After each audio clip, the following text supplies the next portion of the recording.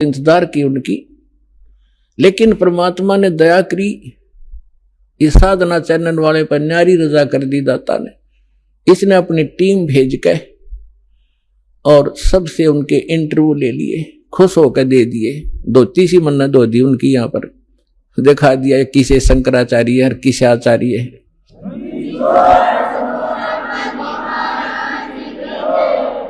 तो पुण्यात्माओं, कहने का भाव यह है कि जब तक ये पूरे विश्व में एक रस नहीं होगा तब तक थोड़ा सा विरोध बना रहेगा, और उसमें आपने घना सावधान रहना पड़ेगा कि आपका नाम खंडित ना हो।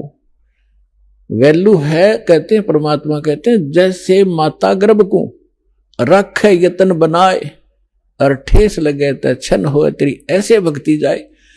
अब भक्ति का मिलना यह बड़ी कठिन, और मिलने के बाद फिर उसको सुरक्षित रखना वो एक बहुत बड़ी बात है। जब तक परिपक्व नहीं हुई तो फिर फायदा क्या उसका। तो इतना सावधानी आपने बरतनी पड़ेगी। जैसे कोई माता बच्चे को गर्भ में आते ही वो कितनी सतर्क हो जाती है, खान पीन में संयम बरतती है, पैर ऊंचा नीचा ना टिक जा कि बच्चे का झटका लग जा, रात को करवट ले भी गलती से ले लेती है तो तुरंत सतर्क होती है, और कहीं मेरे बच्चे का दाब ना लगी हो और खराब ना हो जाए मेरा गर्भ, वो कितनी चिंतित रहती है। तो आप जी ने इस भक्ति का जो लाल है इतनी सावधानी से परिपक्व करना पड़ेगा, तब आपको सफलता होगी। इसमें फाउल पॉइंट है, आन उपासना नहीं करनी।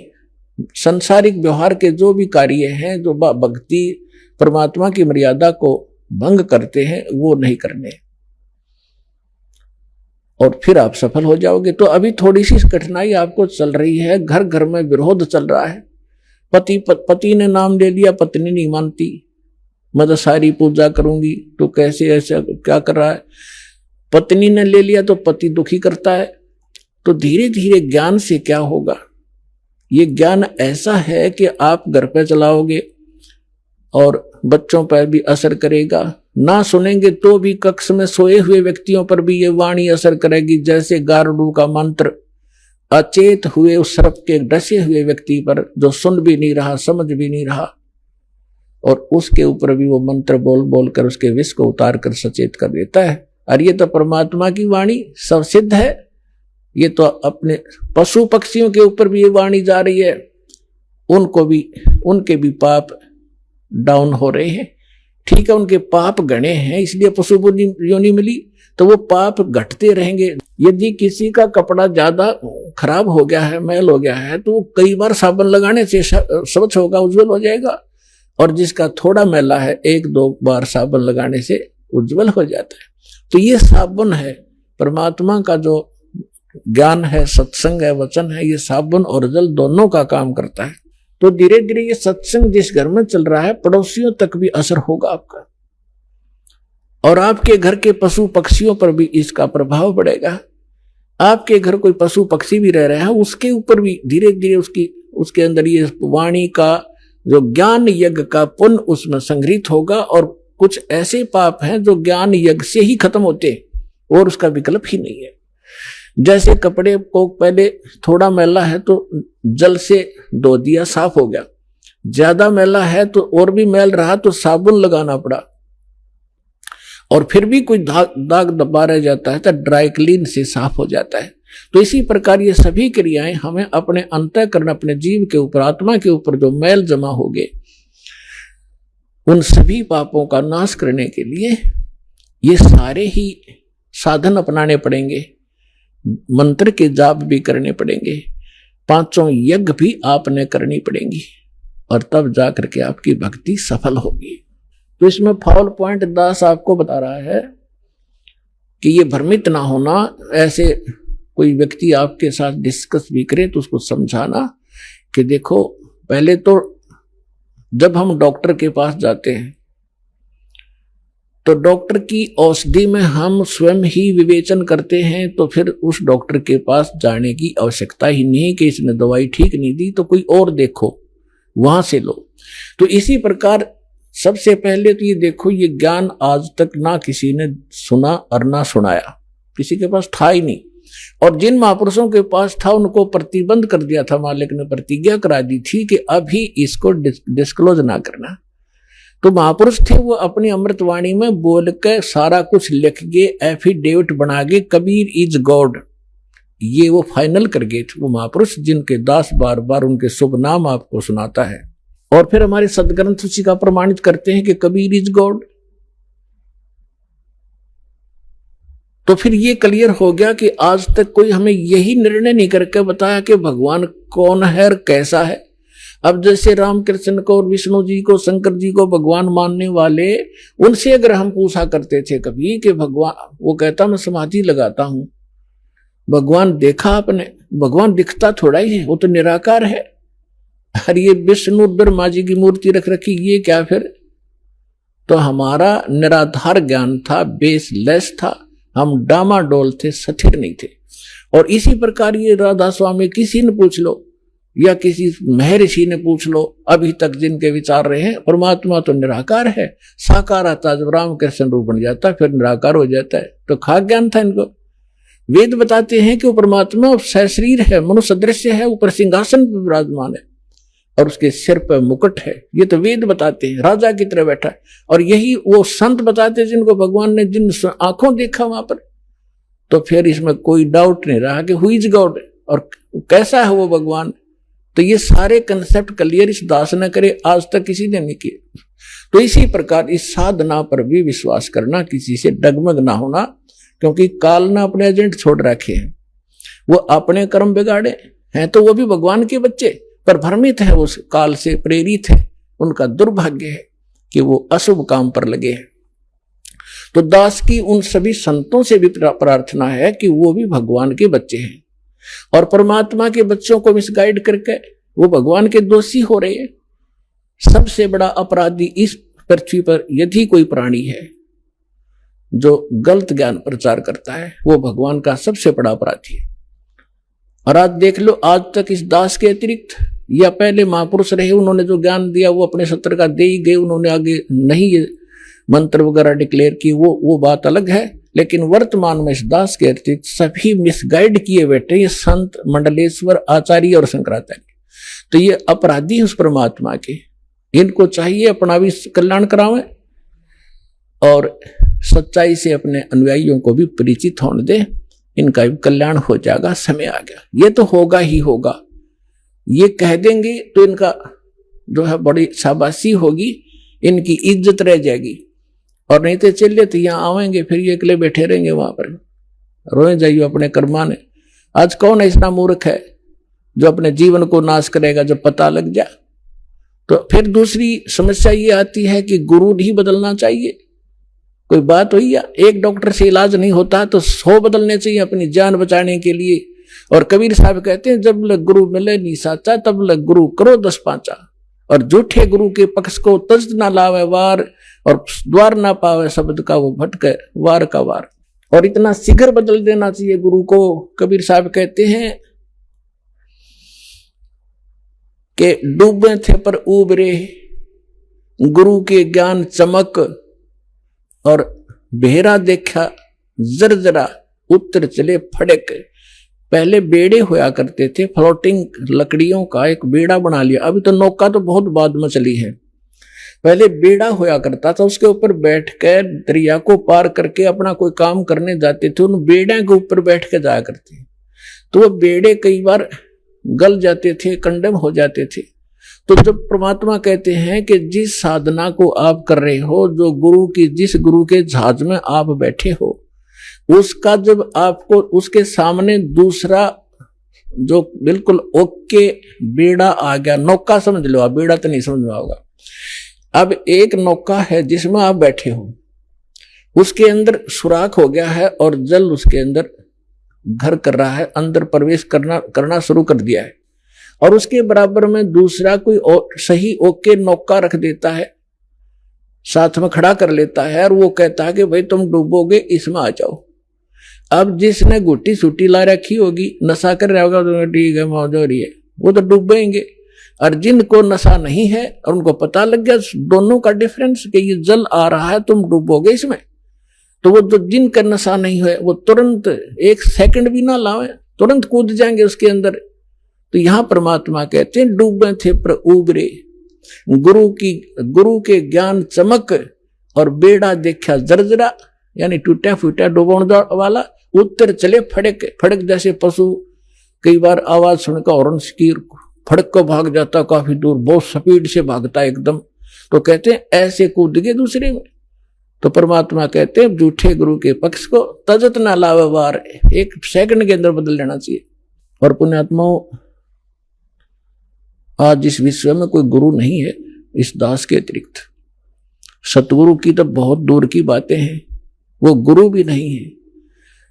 तो कबीर साहब कहते हैं गुरुआ गाम बिगाड़े संतो, गुरुआ गाम बिगाड़े, गुरुआ गाम बिगाड़े संतो, गुरुआ गाम बिगाड़े, ऐसे कर्म जीव कहला दिए ईब जड़े ना धाड़े। अब परमात्मा रह रहकर अपने उस ज्ञान के माध्यम से हमें बताना चाहते हैं कि गुरुआ गाम बिगाड़े संतो, इन गुरुआ गाम बिगाड़े, इन नकली गुरुओं ने जगह जगह गुरु बने बैठे, और ऐसे कर्म जीव कहला दिए बहुत झड़े ना झाड़े। अब कोई जो भी पूजा उन्हें चिपका दी, उनका ये कर लो, श्राद्ध निकाल लो, फलाना कर लो, अब वो उनको छोड़ना नहीं चाहते, जबकि सारे शास्त्र विरुद्ध साधनाएं हैं।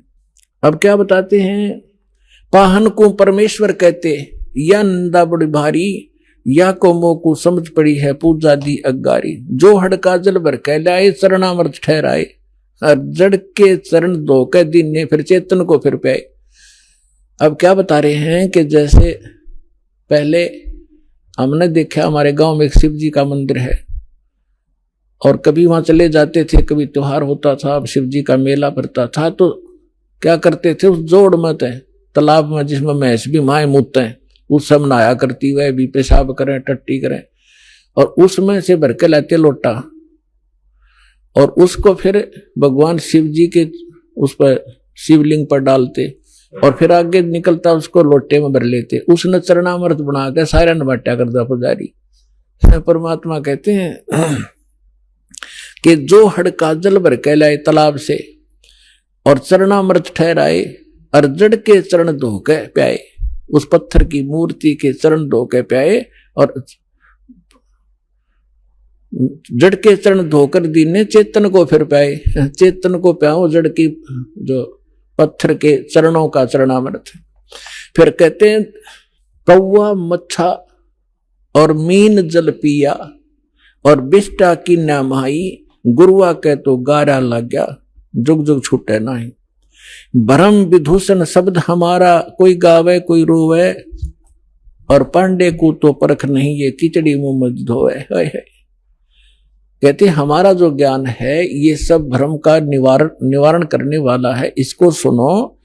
और पांडे जो यानी जो आपके गुरुजी आपको दीक्षा साधना बता रहे हैं, ये तो ऐसा है जैसे कीचड़ से कपड़ा धो रहे हो तुम, दूनी गारा लगेगी, वो साफ नहीं हो सकता जो साधना आप करें। भैरो भूत मसाणी पूजे, और दुर्गा देवी ध्यावे, उत्ती के तो तब ही बाजें जो बकरे आण कटावे। भेड़ पूछ को पंडित पकड़े, ये बादो नदी बिहंगा, गरीब दास वो भव जल डूबे, नहीं साध सत्संगा। कि जिनको संतों का संग नहीं मिला, सत्संग नहीं मिला, वो भवजल के अंदर ही डूब जाते हैं। भेड़ पूछ को पंडित पकड़े, ये आपके गुरुजी कहते हैं आपको दरिया पार कराने के लिए ऐसा साधन दे रखा है, जैसे कोई ये कह दे कि भेड़ की पूछ पकड़ा दे और कहते इसको लेकर दरिया में बढ़ जा, ये पार कर देगी तुझे। तो वो साधन दरिया को पार करने का नहीं है, ये तो आपको अंडरस्टूड है। उसका कौन सा साधन है कि नौका हो ओके, लीक प्रूफ हो, वाटर प्रूफ हो, और उसने रखे और साथ में फिर चलाने वाला सही कार्य बिल्कुल परफेक्ट हो, और उसमें बैठा फिर पार होगा।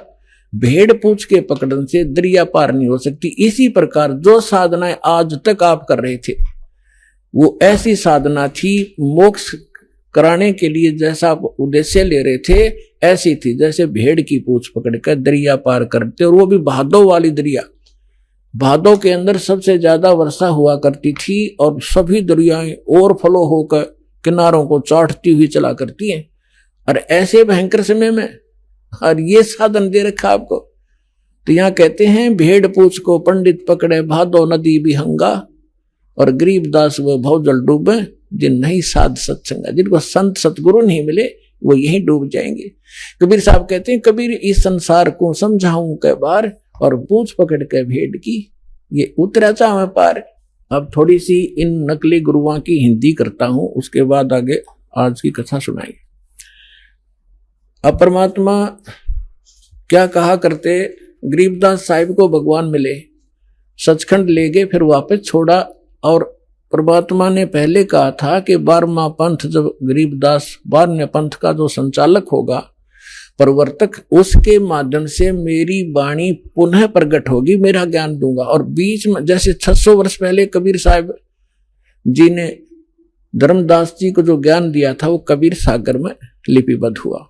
तो परमात्मा ने पता था कि बीच में काल के दूत इसमें कोई ना कोई गड़बड़ करेंगे। आप एक अनुराग सागर है, कबीर सागर का एक चैप्टर है। तो ये कबीर पंथी विशेषकर उस अनुराग सागर को ही घसीट रहे थे। और कबीर सागर के संशोधनकर्ता ने जो युगलानंद बिहारी जी ने एक टिप्पणी कर रखी है इसमें कबीर सागर में, उसको संशोधित करते हुए कि मेरे पास अनुराग सागर की 45 कापियां हैं, कुछ हस्तलिखित कुछ प्रिंटेड। इनमें बहुत सी ऐसी हैं जो एक दूसरे से मेल नहीं कर रही।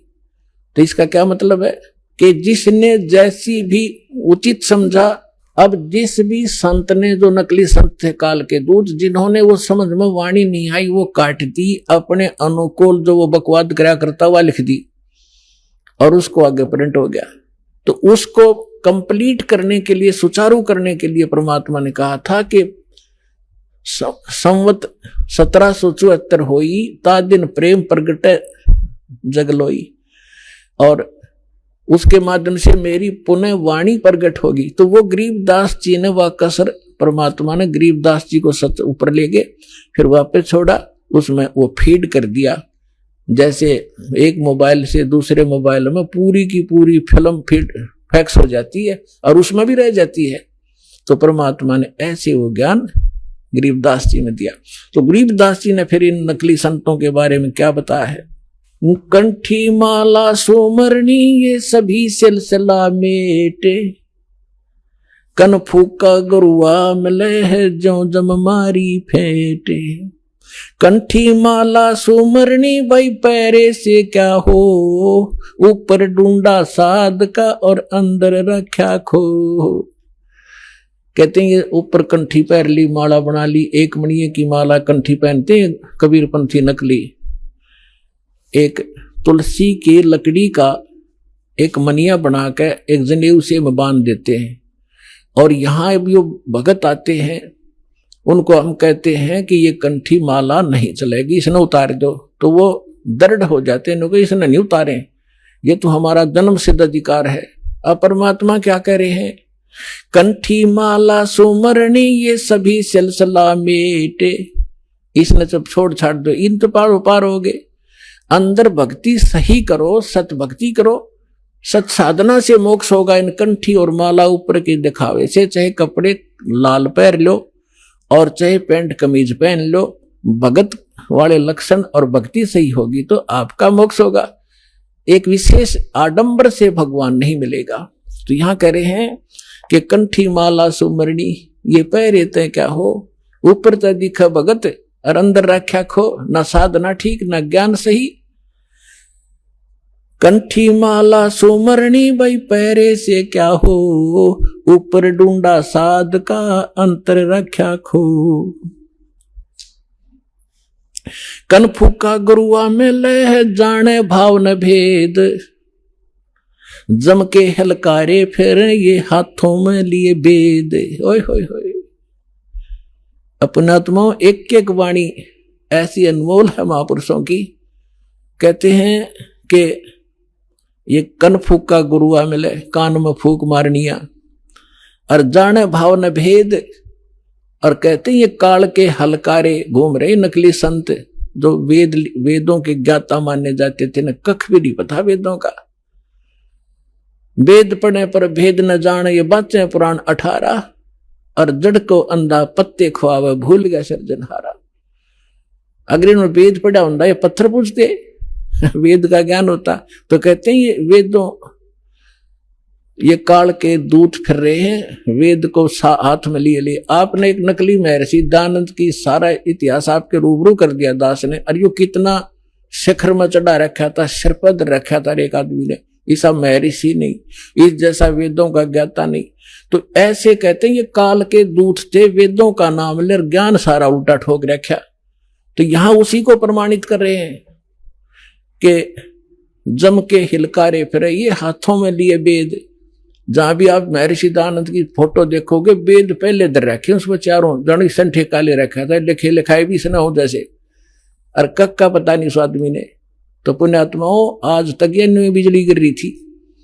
हम इनको महर्षि माने थे, ये थे कौन बालका जैसे ज्ञान के भी। इनका सत्यार प्रकाश आपके दास ने आपके रूबरू किया, जिसको हम सर्वधारीय मान्या करते, और उसमें इतना डंगा बकवाद भर रखी जो एक आम आदमी ना लिखे ऐसी बात, और मूर्ख भी जो उसने लिख रखी। कहते सूर्य पे ऐसे व्यक्ति रहते हैं जैसे यहाँ पर हैं, सारे बाग बगीचे हैं, सारे पदार्थ हैं, बता।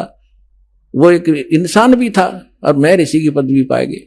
कहते हैं झूठे गुरु बहुत हैं ये अनगन कोट अनंत, सार नाम का भेद बतावे सो सतवादी संत।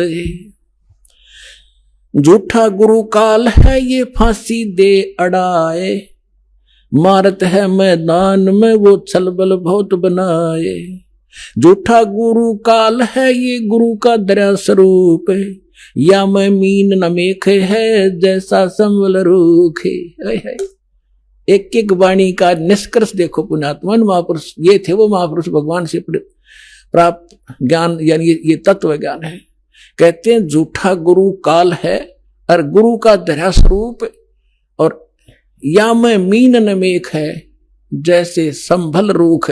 अब जैसे एक संभल का पेड़ होता है, संभल, और संभल के पेड़ पे ये तोता जो होता है, तोता ये वृक्षों को सिलेक्ट कर लेते हैं कि ये वृक्ष, देखते रहते हैं, ताक में रहते हैं कि ये पौधा उगा है, ये पेड़ बनेगा और फिर इसके फल खाऊंगा। तो जो ये संभल का पेड़ जब उगता है, बहुत सुंदर पत्ते होते हैं, बड़ा हरा भरा होता है, और बड़ा हो जाता तो इतने बढ़िया फल लगते हैं इसके डोडे, और ऐसा लगता है जैसे बहुत ही स्वादिष्ट पदार्थ होगा, लेकिन उसमें होती है रुई। अब वो तोता ये देखता है कि ये फल पक गया, 12 वर्ष इंतजार किया कि फल खाऊंगा, इस फल यहाँ ये पेड़ घने हो गए वृक्ष इसके संभल के, और जब वो परिपक्व होते हैं, जिस उद्देश्य से वो चोंच मारता है, उसमें वो पदार्थ ना हो करके रुई उसके मुंह में फंस जाती है, उसने जान बचानी मुश्किल हो जाती है तोते। तो यहां परमात्मा कहते तुम जिनको गुरु मान रहे हो, उन पर आश्रित हुए बैठे हो, लास्ट में आपने ऐसे पश्चाताप करना पड़ेगा जैसे उस तोते ने उस संभल के वृक्ष को एक अच्छा फलदार, स्वादिष्ट फलदार वृक्ष मान के उस पर आश्रित था, फिर सिर पटक कर रो रहा था। झूठा गुरु काल है ये गुरु का धरा स्वरूप, या मैं मीन न मेख है जैसे संबल रूख। फिर क्या बताते हैं, कान चिराए क्या हुआ ये कर कंकन मन पाल, मुद्रा पैरें क्या हुआ सिर फोड़ेगा काले। कहते हैं कान चिरानते, कान में मुद्रा पहनते, और 36 आडंबर करने से परमात्मा नहीं मिलेगा, और यम के दूत लठ मारेंगे तुम्हारे गिर के। कहते चुंडित मुंडित पकड़ लिए, इनसे जम किंकर ना डरता। ये चुंडित कति जटा बड़ा बड़ा को बड़े बड़े राखों ऋषि दिखाई दे, और कति गोटम गोट करा रखा साधुपना दिखाने के लिए। कहते इन यम के दूत ना डरते इन बकवादों से, वो तो सत मंत्र जो सच्चा नाम जिसके पास होगा उससे भयभीत होते हैं। फिर क्या बताते, मौन रहा तो क्या हुआ, ये बोले से नो भेवे, मौनी वक्ता एक है, ना पर से दिल देवे। अब जैसे एक नकली था, आडंबर करे बिना इनका काम चला नहीं, दुनिया आकर्षित नहीं हो। एक ने कहा कि मौन धारण कर रखा उसने। एक कबीर पंथी, घीसा पंथी संत था, और दास को पहले नाम देने का आदेश नहीं था जब तक 1988 से 1994 तक। तो दास इनको संत मान के इनसे परमात्मा ने इनकी तलाशी दिवानी थी मेरे थे, उससे मिलता था, चर्चा होती थी। एक दिन मैं गया तो क्या पता चला कि महाराज जी तो मौन व्रत रखा है 41 दिन का। मैं चलो भी ठीक है। मैं बैठ गया तो वो निकला गुफा से बाहर। तो उसने क्या किया, एक स्लेट ले रखी जो बच्चों की होती थी पहले, स्लेट पत्थर की, और एक चौक ले रखा। उस पर लिखा कि भगत जी को चाय पिलाओ, स्लेट पे लिख दिया। तो वो चाय ले आए। फिर लिखा कब आए, वो बोला जी अभी आया हूं। अच्छा, अब वो स्लेट पे लिखे और फिर उनको कहो पानी पिलाओ।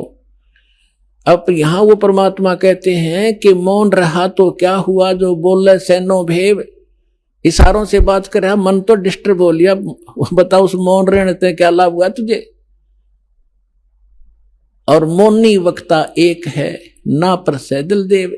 परमात्मा के पाने के लिए ये 8 नंबर केवल बकवाद मात्र है आपकी, इनसे ये भगवान नहीं मिले। और ये भोली आत्मा इन्हीं से प्रसन्न होते हैं। बाबा जी भाई 41 दिन में, और फिर 41वें दिन उसने वो व्रत खोलना था, समागम हो गया, हजारों आदमी इकट्ठे हो गए, लाखों रुपये उसने मिल गए, हो गया उसका काम पूरा।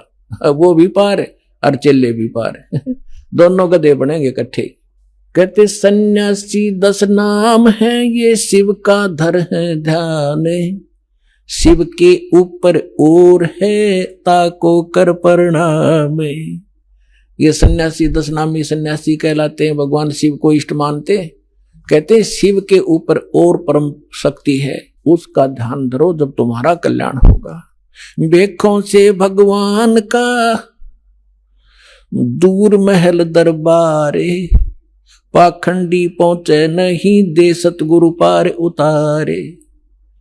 इन भेखों से, बनावटी आडंबरों से परमात्मा का घर बहुत दूर है, और पाखंडी वहां ना जा सकता ना ले जा सकता। सतगुरु दे पार उतार, सतगुरु आपको पार उतारेगा। डंब करें डूंगर चढ़े, अंतर झिन्नी झूले, जग जाने बंदगी करें, ये बोवे सुलभ भूले। आप देखते होंगे, हमने खूब देख रखा बिटर एक्सपीरियंस है दास का। क्या देखा करते, एक समय ये दास अपनी ड्यूटी पर जा रहा था। दास हरियाणा सिंचाई विभाग के अंदर जूनियर इंजीनियर की पोस्ट पर था, मोटरसाइकिल पे जा रहा था अपनी ड्यूटी पे। तो रास्ते में काफी व्यक्ति इकट्ठे थे। एक ऊंचा सा स्थान था गांव में बाहर, और उस जंगल था वहां पर। वहां क्या देखा, एक बाबा जी बैठा, और दूर से दिखे 10-20 भगत बैठे। मैं भी चला गया उधर जाकर देखने के लिए। जब तक ये दास को ये ज्ञान नहीं था, साधु संत की ऐसे अट्रैक्शन होती थी। तो वहां बैठे काफी लोग बैठे, दूना ला रखा, इन्होंने सुल्फे पीवे, भर भर चले वो भी पीवे, और जाओ 10 रुपये चढ़ा दें। और तो अब वो ऊंचे पे न्यू बैठे, सब ने दिखूं ताकि मेरे पुजारी आ जाए। तो क्या है, तो यहां क्या कहते हैं, डंब करें, पाखंड करें और डूंगर चढ़े, यानी ऊपर ऊंचे स्थान पर टिल्ले पर जाकर बैठेंगे, और अंदर पूरी बकवाद, अंतर झिन्नी झूल, और जग जाने यो बंदगी करे। आम जनसाधारण तो ये समझता है कि वो भगती कर रहा होगा, तो परमात्मा कहते ये बो है सूल बबूल, ये तो अपने भविष्य में की करके कांटे बोन लाग रहा है, कर्म फोड़ रहा है अपने। डंब करे डूंगर चढ़े, ये अंतर झिन्नी झूले, जग जाने बंदगी करे, ये बोवे सूल बबूले। फिर कहते हैं माला मुक्ति न होते है, मुक्ति होत है नाम। इन माला से मुक्ति नहीं होगी, इस नाम से मोक्ष होगा। चाहे माला तो जप ले, चाहे बिना माला तो जप ले। केवल ये माला पैर के आडंबर करते बात नहीं बनेगी। अपने आत्माओं जैसे दास आज जो सत्संग एंड करेगा उसी के कारण ये आगे चल के बात बिगड़ जाती है। जैसे थोड़ा सा उदाहरण देता हूं, ये माला गल में पैरने की परंपरा कैसे चली। जब भक्ति किसी भी युग में कभी प्रारंभ हुई थी, परमात्मा आते हैं, थोड़ी बहुत भक्ति वो स्टार्ट कर जाते हैं, चाहे प्रथम मंत्र की ही थी, तो उस माला से जाप किया करते थे। तो पहले क्या करते थे, जे कपड़े वस्त्र इसे होते नहीं थे, माला से जाप किया और माला को आदर के साथ गले में डाल लिया करते। वो लोग दिखावा नहीं था, वो सिर्फ अपना सुरक्षित स्थान और आदरणीय स्थान सीने से लटकी रहती थी, और जब उसकी आवश्यकता पड़ती उसको जब जाप कर लिया करते थे। तो जिसके गले में माला होती वो जाप करते थे, तो बगैर मर्यादा के उन मंत्र करने वालों से अगर किसी को दुआ निकल गई वह सफल होगी। तो गृहस्थी आदमी ने को किसी ने आशीर्वाद दे दिया, उस माला वाले ने, जाप करनी ने, तो उसको लाभ हो गया, तो उनकी पूजा शुरू होगी। अपने घर घर बुलाने लगे जब यह थोड़ी सी भक्ति डाउन होने लगती है। तो फिर ये पहचान मान ली कि जो गल में माला डाल रहा है ये भगत है और इसकी पूजा सेवा करने से बहुत लाभ हो जाए। तो हम दो भागों में बट गए। तो जो माला डालने दिखता उसको हम भगत और संत मान लेते, उसकी सेवा करते, चरण धोते और उससे थोड़ा बहुत लाभ उसको मिल जाता। अब कैसे, वो तो ऐसा था जैसे एक किसी ने अपने टायर में हवा भर रखी है और उसमें से लाकर दूसरी ट्यूबर दूसरे के टायर में डालता रहे, तो थोड़ी बहुत आ जाएगी, उसका भी काम ना चले पूरा और उसकी खत्म हो जाएगी। तो ऐसे बात बिगड़ती चली गई। तो ऐसे हम इन नकलियों को जो गल में माला डाला करते, प्रारंभ में तो ये भगत थे, फिर मर्यादाहीन होने से अपनी संग्रहित कमाई को यही डिस्ट्रॉय कर जाया करते थे और दोनों यहीं के यहीं रह जाते थे। तो इस प्रकार ये माला का प्रचलन चला था। तो फिर लोगों ने जब नो देखा कि माला जिसने डाल रखी है उसको भगत मानते हैं, फिर मेरे जैसे पाखंडी ने दो दो डालनी शुरू कर दी। तो क्या कहा करता, को पूछता भाई दो क्यों डाल रखी है भगत जी के, दोनों हाथों से जपया करूं मैं। तो उन्होंने सोचा भाई यू और बड़ा भगत होगा तो उसकी और ज्यादा पूजा शुरू होगी। तो जिसने फिर 3-3 4-4 डालनी शुरू कर दी तो 4 आले ने ज्यादा पसंद करने लग गया आम बोले भगत। तो न्यू भट्ठा बैठ गया। एक आश्रम के अंदर कुछ भगत, वो गांव वालों ने एक आश्रम बना रखा था, 5-7 कमरे बना रखे थे। इसी तरह हम ज्ञानहीन होने से हम इन नकलियों के मजदूर बने रहे। हम इनको ये थोड़ी बहुत भक्ति कर दे जैसी, और फिर हम उनसे सेवा करके रोटी टूका खुआ कर थोड़ा बहुत राहत हम ले लेते, हम इनके भिखारी बने रहा करते। अब दास चाहता है कि घर घर में सब धनवान हो, भगवान के खजाने में कोई कमी है, जो भक्ति करेगा वो धनी हो जाएगा, भगवान की भक्ति का सारे सुख आपको प्राप्त होंगे, हम क्यों किसी के मुंह की तरफ देखेंगे। फिर तो क्या था, उसमें 5-7 कमरे बना रखे थे, वहां पर साधु संत आया करते थे और गांव के लोग वहां सेवा करने जाते थे। तो वो क्या किसकी सेवा करा करते, जो ज्यादा भजन करता दिखे। उन्होंने क्या पहचान कर रखी थी कि ज्यादा भजन कौन करता है, जो सबसे पहले उठ कर स्नान करके और अपने भजन पर बैठ जाता है। तो भगत वहां जो रहते थे सेवादारी का, तो गांव वाले उनसे पूछा करते थे कि आज पहले कौन सा उठा था, कि आज जो उनके लंगोट सूखा करते बाहर, एक कोपीन रखते थे, वो धो के सुखा के और अपने भजन पर बैठ जाते थे।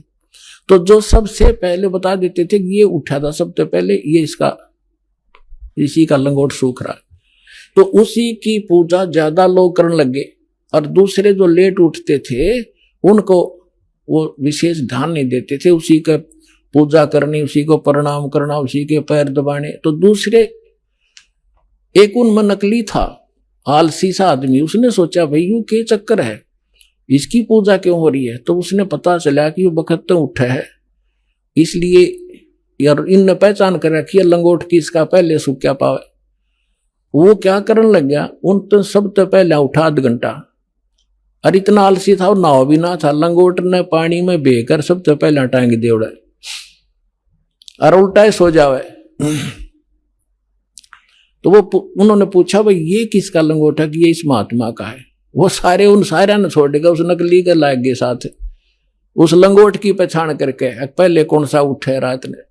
तो हम न्यो भक्ति का नाश कर लिया। तो यहां परमात्मा कहते हैं माला मुक्ति न होते है, ये मुक्ति होते है नाम। एक अक्षर बाहरा, ये उजड़ भला नगाम। कहते माला मुग्ध गंवारे को, गल में पैरा काठ, दगड़े दो जग के चल्या, लखी न सतगुरु बाटे। माला मुग्ध, इस मूर्ख ने ये गल में काठ पैर रखा, इतना मोटे मोटे मणिये, और दोजक दगड़े दोजक के चला, नरक के रास्ते को पकड़ रखा है। लखी ना सतगुरु बाट, यानी सतगुरु के मार्ग का इसको पता नहीं चला। मूंड मुंडावे मूर्खा, ये कर है घोटम घोटे, बार भेख बनावे ही अंदर अनगिन खोटे। मूंड मुंडावे मूर्खा, यानी उस तरह फिरा लेते हैं, कच कोरा कटवा लेते हैं,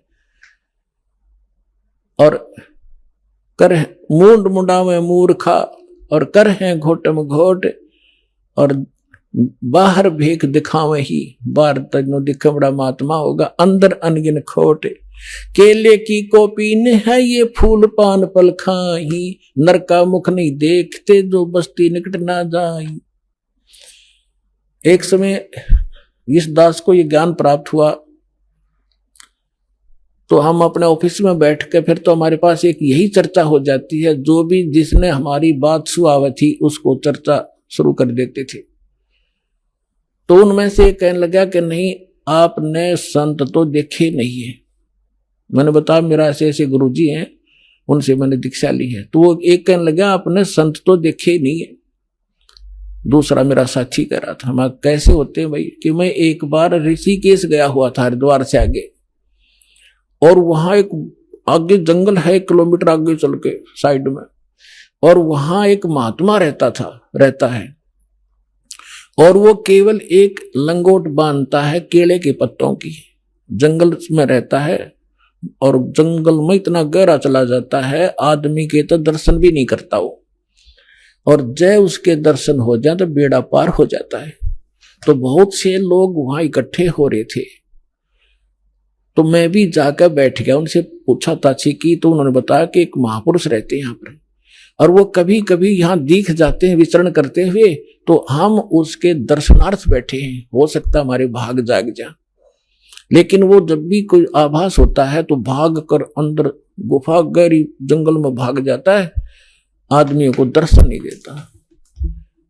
तो कहने लगा कि एक बता रहा था कि मैंने एक दिन थोड़ी सी दर्शन हुए थे, बस एकदम फिर वो पीठ फेर कर भाग गए, बस उस दिन थोड़ी सी कसर रह गई, ना बेड़ा पार हो जाता। तो उसी आस में 20-30 आदमी बैठे थे वहां। अब इस परमात्मा के ज्ञान से वो निर्णय होगा कि वो के था, वो कौन था। है उसके क्या कहते हैं सुख संवेद में, केले की कोपीन है, वो फूल पान फल खाही। केले के पत्ते की तलंगोट बांध रखा है, ऐसे बैरागी त्यागी महसूस होते हैं, और फूल पत्ते और फल खा के गुजारा करते हैं, और बस्ती के निकट नहीं जाते, आदमी का मुंह भी नहीं देखते। ऐसे त्यागी बैरागी, उनको संसार एक समर्थ संत मानते हैं। अब उसका पैमाना दिया है सुख संवेद में, केले की कोपीन है, जो फूल पान फल खाही, नर का मुख नहीं देखते, जो बस्ती निकट नहीं जाही। वो क्या है, वो जंगल के रोज है, जो मनुष्यों बिद के जाही, निस्तिन फिरो उजाड़ में, न्यो परमात्मा पावे नाही। कैसा पैमाना दे दिया, वो जंगल के नील गाय हैं, रोज हैं, जो आदमी देख कर भाग जा, फदड़ फदड़ कर पता नहीं कहां जाकर डटे।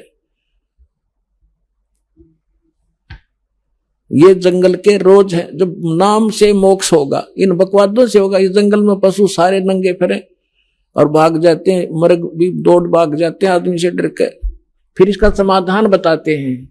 डेरे डंडे खुश रहो, ये खुसरे लेना मुख से। दरु प्रहलाद पार उतर गए, फिर डेरे में क्या दोष। परमात्मा देखो, और तो कोई उदाहरण उनके पास था नहीं जब ये ज्ञान मालिक दिया करते थे।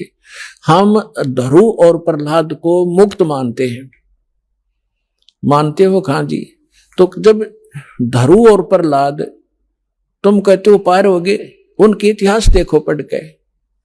प्रहलाद जी 10 वर्ष के थे जब नरसिंह जी आए, उनको मिले, यानी परमात्मा प्राप्ति हुई। भक्ति वो पहले से ही कर रहे थे, और फिर उन्होंने शादी करवाई। और जो राजा बलि था, जिसने वो 100 अश्वमेध यज्ञ करी थी इंद्र की गद्दी प्राप्त करने के लिए, और जिसके लिए भगवान आए थे 52 रूप बना के, तो वो प्रहलाद का पोता था, बैलोचन का लड़का था। तो उनने ब्याह करवाया, बालक हुए और वो पार हो गए। और ध्रुव का भाई था उत्तम, उसकी मृत्यु हो गई थी। फिर ध्रुव ने ब्याह करवाया और उत्तम वाली पत्नी भी उसके साथ रखी उसने, तो वो भी पार हो गया। तो कहने का भाव ये नहीं है कि तुम जो बकवाद करते हो कि ब्रह्मचारी जंगल में गए वो पार होंगे, नहीं। अगर ब्रह्मचारी पार हो तो ये हिजड़े तो सब तो पहला पार हो जा, उनका तो 5-6 नंबर आवे। लेकिन मोक्ष होगा भक्ति से, चाहे ब्रह्मचारी हो रहा कर लो, और चाहे ये खुसरे कर लो, और चाहे गृहस्थी कर लो। दुराचार बुरा बताया, ये तो वैसे अच्छा नहीं, वैसे भी बेहुदी बातें हैं। तो कहने का भाव ये, भक्तों के तो वैसे सतर के काम नहीं है। तो इस प्रकार क्या कहते हैं, डेरे डांडे खुश रहो, डेरे डांडे खुश रहो, खुसरे लेना मोक्ष। और दुरुप्रहलाद भी पार हो गए, फिर गृहस्थी में के दोष। अपने आत्माओं ये नो काम बिगाड़े हैं। एक बार गरीबदास साहिब जी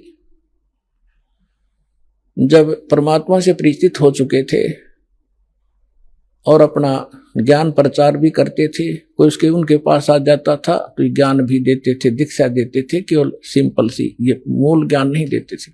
फिर भी उनसे बहुत राहत मिलती थी, वो समर्थ थे, आशीर्वाद से भी लाभ देते थे, संसारिक सुख दिया करते। तो उन एक आपको बताता हूं इनकी कैसी दुर्गति होती है। जग जाना यो बंदगी कराइए बोवे सोल बबूल। एक बेरी गांव है रोहतक जिले में, अब वो झज्जर में हो गया। तो वहां का उस गांव का एक व्यक्ति था हरलाल नाम का, और वो धार्मिक व्यक्ति था घना। उसने एक साधु रख लिया अपने घर पे कि महाराज आप यहां रहो। उसके लिए एक चौबारा बनवा दिया ऊपर, आप यहां रहो, हमने सेवा मिल जाएगी, हमारे कर्म बन जाएंगे, आपकी भक्ति बन जाएगी, आपने भक्ति करनी है। आप बाल ब्रह्मचारी हो, घर छोड़ रखा, कहाँ भाई, ठीक है, होगी सेटलमेंट। उसका ऊपर चौबारा बना दिया, एकांत में उसको बढ़िया भोजन दे सुबह शाम, और वो अपना भजन करे, जैसा भी वो सोच रहे थे वो भजन करे। और वो भजन उसके पास भक्ति थी नहीं बात। तो क्या हुआ कि वो क्या करता था, बढ़िया माल खावे और अपना खावर सो जावे, या जिसी भक्ति थी अटपट की साधना करे थोड़ी बहुत देर, वो भक्ति मोक्षदायक थी नहीं। तो क्या हुआ, कुछ दिनों के बाद उस संत की मृत्यु होगी, अंतिम संस्कार कर दिया। तो पहले क्या करते थे कि गांव के जो किसान लोग थे बैलगाड़ी रखा करते थे, और ट्रांसपोर्ट का जो काम होता था आजकल ट्रकों से होता है, पहले बैलगाड़ियों से करा करते थे। तो बेरी से और इधर नजफगढ़ साइड में जाया करते थे, वो अपनी उस मंडी से सामान लाते थे, जैसे वहां से गुड़ ले आए, बूरा ले आए, इधर से बाजरा ज्वार ले जाते थे भर के, ऐसे वो ट्रांसपोर्ट करते थे। एक दिन गरीबदास साहिब जी उसी रास्ते पे, जो रास्ता गांव छुड़ानी से होकर बेरी से आगे जाता था नजफगढ़ साइड में, तो वहां कुआं था एक, उस कुएं पे बैठ कर गरीबदास जी स्नान कर रहे थे। सुबह सुबह गर्मियों का मौसम था, 5 बजे उधर से वो हरलाल गाड़ी लिए आ रहा था, और उसने जो बैल एक जोड़ रखा था, वो बैल था गोरे कलर का, लाल रंग का। और वो क्या किया उसने, वो बैठ गया, वो बैठता था ऐसे, और वो हरलाल उतर कर फिर उसका लठ मारता, उसने फिर जबरदस्ती ठाता, फिर वो आधा किलोमीटर ठीक चलता और फिर बैठ जाता। तो वो कुदरती वहां बैठ गया आकर जहां गरीबदास जी नहा रहे थे, स्नान कर रहे थे। तो गरीबदास जी न्यो के न्यो उठ के धोती बांध रखी थी नहाते नहाते, और वहां गए उस बैल के पास जो बैठ गया था। एक बैल खड़ा था, गाड़ी रुक गई थी, तो उन्होंने उसके कान में कोई बात कही। वो एकदम खड़ा हो गया, वो बैल खड़ा हो गया। तो किसान ने तो यह बड़ी बात थी, बैल ठीक चलने लग गया। और वो वहां से लेकर बेरी लगभग 10-15 किलोमीटर पड़े हैं छुटानी तक, बेरी तक वो बैठा नहीं। उधर से राम रमी हुई, महाराज कौन हो आप? भाई गरीबदास नाम है मेरा। और यू क्या हो गया? कुछ ना, बस आगे इसका समझ में। जब तो वो चला गया, फिर उसने जाकर देखा, उसका जब न्योना जची की खड़ा हो गया, जाते फिर बैठेगा थोड़ी दूरी पर, वो ना बैठा। तो फिर उसने पता करा भाई बैल ही इतना इस दूसरे तो भी आगे चल रहा है, तो इतना तेज चल रहा है, क्या चक्कर है? उसने क्या कर दिया इसके कान में। तो वो वापस आया, जब उस गांव में रुक गया और पूछा वह गरीबदास कौन है? वो कुदरती परमात्मा वहीं आगे स्नान, वो गरीबदास जी उसी टाइम से स्नान, उसने नहीं सोचा इस टाइम से आकर वो नान भगत और वहां मिल लेगा। तो जब वो स्नान करना, पता था भगत किस लिए आ रहा है, मालिक वो तो परमात्मा से परिचित हो चुके थे। तो जब उसने देखा कि वो आदमी है जो उस दिन बैल के कान में कुछ इसने फूक फाक मारी थी, प्रणाम किया और पूछा भगत जी आपने इस बैल के कान में क्या बोल दिया? ये तो उसके बाद डटा नहीं डटता और ना बैठता, आप तो भाई पहुंचे हुए महात्मा हो। अब इतना गरीबदास जी का उसमें इतना था नहीं, क्योंकि हम घर का जोगी जोगड़ा और बाहर का जोगी सिद्ध, ये तुम्हारी पुरानी आदत है। तो गरीबदास जी ने कहा कि अब बैठ जा, बताऊंगा क्या कह दिया मैंने। आपके घर में चौबारे में एक बाबा जी रहा करता, संत भगत अखा जी रहता था। कहाँ गया वो? तो उस अरलाल भगत ने, किसान था वो जाट, उसने बताया जी वो तो मृत्यु को प्राप्त हो गया, 4-5 वर्ष हो गए। परमात्मा ने कहा कि ये बैल ओए है तेरा बाबा जी, इस नकली पर भक्ति बनी नहीं, सत साधना इसके पास थी नहीं, यू खावा था सोवा था, नकली डड़े डोए था, कंकर पत्थर कट्टे करे, साधना ठीक नहीं थी। ये वही बाबा जी है, वो भगत जो घर छोड़ कर चला गया था, ब्रह्मचारी भी था, बैल बनकर गाड़ी खींच रहा है, क्योंकि तेरा खा रखा था इसने, पूरा करना पड़ेगा वापस। मैंने इसको ये कहा भाई भगत जी चाहे तो लठ खा के इसका दे दे और चाहे अपना स्वभाव पूरा कर दे, पूरा करे पीछा छूटेगा तेरा। इसका समझ में आ गई, अब ये तेरे पूरे करेगा। अब पुणात्मा देखो, अब जो भी कोई साधना कर रहे हैं वो हैं परमात्मा के बच्चे, किसी ना किसी जन्म में वो मालिक के साथ रहे। आगे साधना नहीं मिलती तो वो 84 लाख योनियों में चले जाते। और परमात्मा ने वहां भी दया करा दी अपने गरीबदास जी के माध्यम से, अरलाल का मन फेर दिया कि अभी भगत था यो और यू बैल बन गया, इसकी दुर्भाग्य। पर आज के बाद इसने मैं गाड़ी में नहीं जोड़ूंगा, अलग से बांध दिया, चारा चरावे और बैठा रहे। देख परमात्मा ने भगत की वहां भी रक्षा कर दी और सुविधा दे दी, लेकिन भक्ति बिना क्या बने? अगला जन्म उसका सूर का होगा, फिर क्या सुविधा देंगे? तो पुण्यात्माओं ये सौभाग्य आपका, आपको अनमोल रत्न मिल रहा है, इसने संभाल कर रखिए। अब जो प्रसंग चल रहा था, दास आपको बता रहा था कि अब आपको वो अनमोल वस्तु मिल गई है जो आज तक किसी को प्राप्त नहीं हुई। आपका भक्ति धन थोड़ी ही साधना से अत्यधिक बन रहा, संग्रहित हो रहा है, और इसी भक्ति धन से आपको यहाँ की भौतिक सुविधाएं भी प्रयोग करनी है और आगे चलने के लिए भी इसको सुरक्षित रखना है, इसको बांटना नहीं। अपनात्मा कुछ दिनों के बाद जिसने 1-2 वर्ष साधना या कर ली भगवान की सत साधना, तो आपका जो भक्तिहीन हो जाओगे, आप किसी को आशीर्वाद दे दोगे ना, वो भी फलने लग जाएगा। आपका पंचर हो जाएगा और उसमें हवा भरने लग जाएगी, आप भी डाउन हो जाओगे, यही रह जाओगे, आपकी गाड़ी खड़ी हो जाएगी और उसने उसका लाभ होना नहीं, क्योंकि दोनों को फुल एयर चाहिएगी टायर में आगे गाड़ी बढ़ाने के लिए, और वो अलग सिस्टम है जो दास आपको दे रहा है। इससे पंप सारे भरो और अपनी गाड़ी चलाओ। एक दूसरे मूर्ख होगा जो अपने टायर में दूसरे के टायर में हवा भरे, दोनों कंडम हो जाओगे। तो इस साधना से हम ऐसे बिगड़ जाते हैं। जो प्रसंग चल रहा था कि ऐसे जो जन्म मनुष्य के होते हैं वो ऐसे होते हैं जो पुनकर्मी प्राणी है। जैसे अब ये भक्ति युग चला है, अभी 1-2 वर्ष और बाधा रहेगी, थोड़ी बहुत, ज्यादा नहीं, क्योंकि समझदार हो, बुद्धिमान हो, सबको ज्ञान हो गया, अब कौन किसकी सुनेगा। फिर 1-2 वर्ष के अंदर पूरे विश्व में फैल जाएगा, सब आपके साथी समर्थक हो जाएंगे, फिर बातें खत्म हो जाएगी।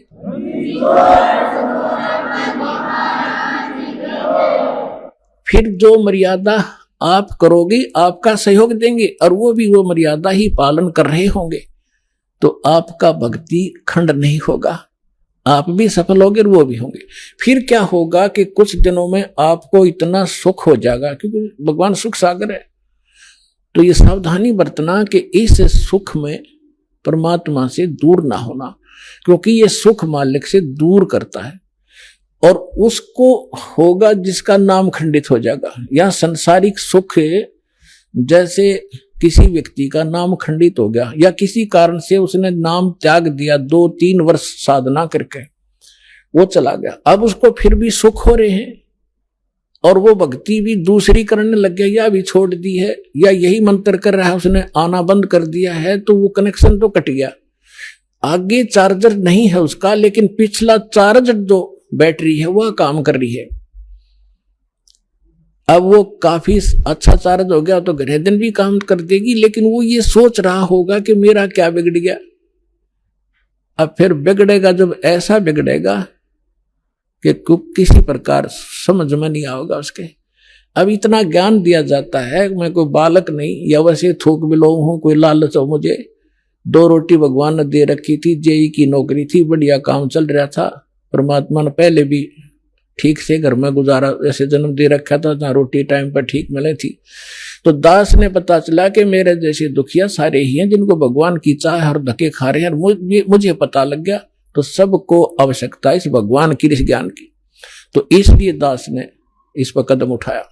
तो इस प्रकार जैसे आप जो सफल होगे। और एक बात और ध्यान रखना,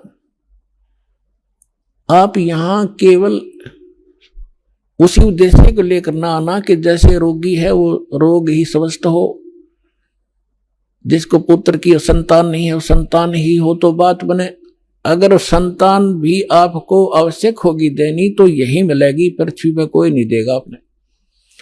और जो आपका रोग निवारण होगा तो यही होगा, पृथ्वी पर कहीं होगा भी नहीं, और होगा ही होगा, रोग तो निवारण होगा ही होगा। बाकी संतान भी परमात्मा अगर चाहेगा तो सब कुछ कर सकता है। उसका एक लंबा इतिहास है, फिर बताऊंगा, ऐसी बात नहीं। यहाँ हजारों ऐसे प्रमाण हैं जिनके 10-10 वर्ष, 12-12 वर्ष और 15-15, 20-20 वर्ष ब्याह न हो गए थे और बच्चा नहीं था। सारे सब आजकल तो सारे जो है ना ये भौतिक और सारे ट्रीटमेंट है, ये भी करवा के छक लिए थे मालिक ने, उनको भी संतान दे दी। ये तो कोई बड़ी बात नहीं है, लेकिन हमारा आपका मूल उद्देश्य मोक्ष हो और आपको पार करने के लिए परमात्मा जैसे भी आपको रखे वैसे ही रहो। जैसे डॉक्टर के यहाँ मरीज होता है और उसको थोड़ा बहुत कष्ट भी बन रहा है, वो जैसे भी कोई ट्रीटमेंट करे, इंजेक्शन लगाओ, जब भी थोड़ा बहुत दर्द तो होएगा। अब उस इंजेक्शन ना लागने दे, फिर वो ट्रीटमेंट क्या करेगा डॉक्टर। तो थोड़ी बहुत संकट, थोड़ा बहुत कष्ट आपको महसूस भी हो, वो गॉड गिवन समझना। किस लिए परमात्मा हमें उदाहरण देते हैं अपने ऊपर ही, कहते हैं कबीर सुख के माथे पत्थर पड़ो, जो नाम हृदय से जावे, बलिहारी व दुख के जो पल पल नाम रटावे। परमात्मा कहते हैं तुम ऐसे मांगना मेरे से कि हे भगवान इसे सुख के आग लगो जिस जो आपसे दूर करे। हे परमात्मा ऐसा दुख, बलिहारी उस दुख के, ऐसा दुख बना रहे जिससे आपकी याद बनी रहे, ऐसा सुख ना देना भगवान जो आपसे दूर करे। तो आप ये समझ लेना, छोटी मोटी जो ठूठा आप कर रहेगी ये गॉड गिवन होगी, ताकि वो मन बकवाद ना करे, इसने मौत दिखे जा, और तभी ये भक्ति करेगा, ना करने ना दियो। ऐसा खतरनाक एलिमेंट है ये। तो पुणात्मा ये परमात्मा का ट्रीटमेंट चलेगा जब आप इसकी शरण में आगे डॉक्टर के हॉस्पिटल में एडमिट एक पेशेंट अपनी चलाओगा तो वो रोग नहीं कटवाना चाहता, वो तो बकवाद कर रहा है, व्यर्थ में टाइम वेस्ट कर रहा है। तो आप यहां आगे हो, भगवान कोई बालक नहीं, आपके भविष्य की जानता है। अब जैसे किसी को एक्सीडेंट हो गया और उसका ब्लड चल रहा है, ब्लीडिंग हो रही है, तो डॉक्टर सबसे पहले उसकी कोशिश करेगा कि ब्लड रोकूं, चाहे उसकी टांग में कितनी पीड़ा हो रही हो, फ्रैक्चर भी हो रहा हो, उसने नहीं संभालेगा कि यू दर्द होने दे थोड़ा, पहले इसकी जान बच चली जाएगी जब ब्लड नहीं रोक आते। तो वो कह रहा होगा है मर गया, पैर टूट गया है मर गया, तो वो अलग बात है, पहले वो ब्लड रोकेगा फिर उस टांग ने संभालेगा, उससे जान नहीं जा सकती। तो इसी प्रकार आप यहां आए हो केवल एक उद्देश्य लेकर, और परमात्मा को पता है कि कल ने इसके ऊपर एक ऐसी आपत्ति आओगी, इसकी जान जानी है या कोई और भयंकर अटैक है इसके ऊपर, तो पहले मालिक आपके उस संकट ने हटावेगा जो भविष्य में और आने वाला इससे भयंकर। और आप ये सोचोगे बता मेरा ये संकट ना ठीक हुआ, 2 बार लिया, तीसरी बार आ ली, 5वीं हाजिरी होगी। पुणात्मा या तो आजीवन आने की नीयत बनाओ जब आपका कल्याण होगा। ईसा बालक नहीं भगवान के झाड़े ला देर जा तुम अपने राज्य रम अपने राज्य, नहीं, आपके असंग जन्म का कोड कटेगा यहां से। अब जो प्रसंग चल रहा है कि जिन जैसे सतयुग के अंदर पुण्यात्मा जन्म लेती है और उनके लिए परमात्मा ऐसा माहौल बना देता है, फलदार वृक्ष होते हैं सब जगह। जैसे आजकल हम कणक पैदा करते हैं कितनी मेहनत करके, उस समय ये ऐसे खड़े रहते जैसे सामक देखा हो आपने, ऐसे खड़े रहते हैं और जाओ और तोड़ो और झाड़ो पकाओ और खाओ, फल तोड़ो खाओ और भजन, और उसमें भजन सभी करते हैं, उनकी एक ऐसी श्रद्धा होती है। तो वो भक्ति करते हैं शास्त्र विरुद्ध, और सुख सारे उपलब्ध हैं, शरीर भी स्वस्थ है, लाखों वर्ष जीवन भी रहता है, बाप से पहले बेटा भी नहीं मरता है, और विधवा औरत विधवा नहीं होती है। तो वो ये सोच रहे कि हम जो साधना कर रहे हैं इससे में लाभ है, नहीं, यह भूल मार रही है हमने आज तक। तो वो उस सतयुग में कौन प्राणी जन्म लेंगे, ये बहुत असंख्य युगों से चला रहा है। अब जैसे ये समय अब चल पड़ा, जो भगवान पुण्यात्मा है इस ज्ञान से संपर्क में रहेंगे, भक्ति ठीक करते रहेंगे तो ये पार हो जाएंगे। अब अरबों खरबों प्राणी पार होंगे अब इस पिछली पीढ़ी में इस ज्ञान, और क्योंकि परमात्मा ने 3 युग इंतजार की है इस समय के लिए। और कैसे परमात्मा किस प्रकार ऐसे छुपा लुका छिपी करके और भक्ति बचा के लाए हैं, आप इस ज्ञान से परिचित होगे तब पता चलेगा। कहीं भी जैसे आप सोचा करते श्री कृष्ण ने साड़ी बढ़ा दी द्रौपदी की, श्री कृष्ण नर के बस का ना था कुछ भी। परमात्मा की श्रद्धा बनाए रखने के लिए परमात्मा कहते मैं ही सौछल छिद्र करता हूं, वही उसी संत का रूप बनाकर चले जाते हैं जो जिस गुरु पर आश्रित है और उसका काम कर देते। भगत में आस्था बनी रहती है और वो ने सोचा मेरे गुरु से या इस साधना से ठीक हो गया, होता उसके पूर्व जन्म के संस्कारों से। तो परमात्मा ने इस भक्ति को बचा के जीवित रखना था, इसलिए आपको यहां तक लाए हैं। तो अब जो पार होंगे वो तो होंगे ही होंगे। मालिक का वचन है सकल सृष्टि प्रवानिक होई, पूरा विश्व और नाम लेगा, मोक्ष होगा। फिर क्या होगा कि लास्ट में फिर ये तो स्वभाव है इस गंदे लोग का, एक फिर धीरे धीरे चाहकर परंपरा बिगड़ना शुरू हो जाती है। तो उस समय लास्ट में जो भक्त भक्ति यही कर रहे होंगे लेकिन वो पार नहीं हो पाएंगे, उनकी संख्या भी थोड़ी नहीं होगी, बहुत लाखों और करोड़ों में होंगे जो पार नहीं हो सकेंगे, लेकिन भक्ति संग्रहित हो जाएगी उनकी जबरदस्त। तो वो फिर क्या करेंगे, काल के हाथ चढ़ेंगे। उन्हीं में से ब्रह्मा विष्णु महेश ये देव और ये सब बनाए जाएंगे, गणेश और ये जो जितने भी देवता हैं, इंद्र कुबेर वरुण धर्मराज, ये 33 करोड़ देवता इन्हीं में से सिलेक्टेड होते हैं। और फिर इनको ऊपर रखेगा, ऊपर के लोकों में इनकी पुण्य इनके साथ होंगे। फिर वहां इसका टैक्स है, अपना टैक्स अलग लेगा और अपना वह माल बेचेगा वो न्यारा। तो इनके पुण्य समाप्त जब हो जाएंगे फिर ये दोबारा सतयुग में जन्म लेंगे। वो पिछले वाले जो ऊपर लुटन लग रहे हैं वो इस सतयुग में आएंगे, और अब वाले फिर काफी वर्षों के बाद वो आएंगे फिर सतयुग में। अब सतयुग में होंगे ये भक्ति संग्रहित प्राणी जो अब करेंगे शास्त्र अनुकूल साधना। अब मिली इनको, आज तक शास्त्र अनुकूल साधना नहीं थी। 4 युग का हिसाब लगा के देख लो, जब किसी के पास आज तक ये शास्त्र अनुकूल साधना हो या भक्ति की हो किसी ने, तो भक्ति अभी शुरू होगी। तो इनमें से बचे हुए फिर उसी गेड़ में आगे सतयुग में जन्म हुआ, फिर वही त्रेता में, द्वापर में, और फिर कलयुग के इसी समय में फिर दाव लगेगा इस मोक्ष का।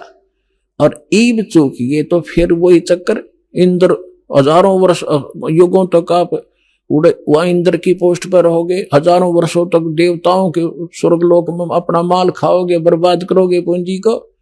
और फिर यदि आगे भगवान फिर कोई संत नहीं मिले, इतने जन्म मनुष्य के होकर भी फिर आप 84 लाख योनियों में चक्कर खाओगे। तो ये आज का विषय था कि आज आपको वो दाव लगा है, इसको संभाल के रखना। आपको मानव शरीर प्राप्त हुआ है, आपको 600 वर्ष पहले परमात्मा आए थे, तब भी आप मालिक के शरणों में थे। 64 लाख शेष थे, ये 64 लाख तक पहले आएंगे। उसके बाद फिर परमात्मा ने ये अपना प्रचार फैला दिया है।